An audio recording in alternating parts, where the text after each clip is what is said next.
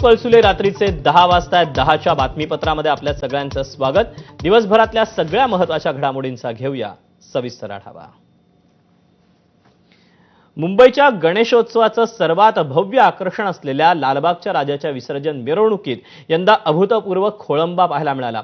6 September रोजी दुपारी 12 वाजता सुरू झालेली मिरवणूक तब्बल 33 तासानंतर 7 सप्टेंबरच्या रात्री उशिरा अखेर गिरगाव चौपाटीवर विसर्जनानं संपन्न झाली। यंदा लालबागच्या राजाच्या मूर्तीच्या विसर्जनासाठी गुजरातमध्ये बनवण्यात आलेला मोटराइज्ड तराफ्याचा वापर करण्यात आला। मात्र या तराफ्यावर मूर्ती विराजमान करण्याची प्रक्रिया अत्यंत किचकट आणि वेळकाऊ ठरली। अनेक तासांच्या प्रयत्नानंतर अखेर मूर्ती तराफ्यावर स्थिर करण्यात यश आलं। मूर्ती तराफ्यावर विराजमान झाल्यानंतर समुद्रात योग्य भरतीची प्रतीक्षा करावी लागली। भरतीची योग्य पातळी रात्री 9 वाजता प्राप्त झाल्यानंतरच विसर्जनाची प्रक्रिया सुरू झाली आणि लालबागच्या राजाचं विसर्जन पार पडलं। 33 तासांच्या रखडलेल्या प्रक्रियेमुळे लाखो भाविकांना अपार संयम आणि त्यांच्या श्रद्धेची कसोटी लागली होती।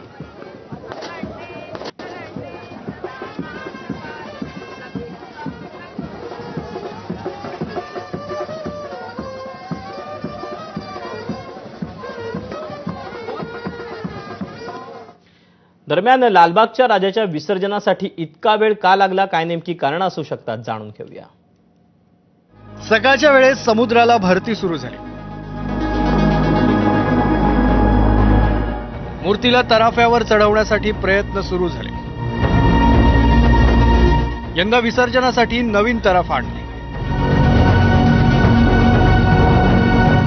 मात्र तराफ्याची उंची जास्त होती।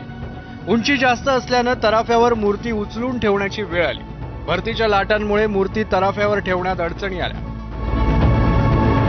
भरतीच्या वेळेस चौपाटीवर मूर्ती कमरेपर्यंत पाण्यात गेली होती। त्यानंतर संध्याकाळी ओहोटीनंतर पुन्हा विसर्जनाची तयारी सुरू झाली।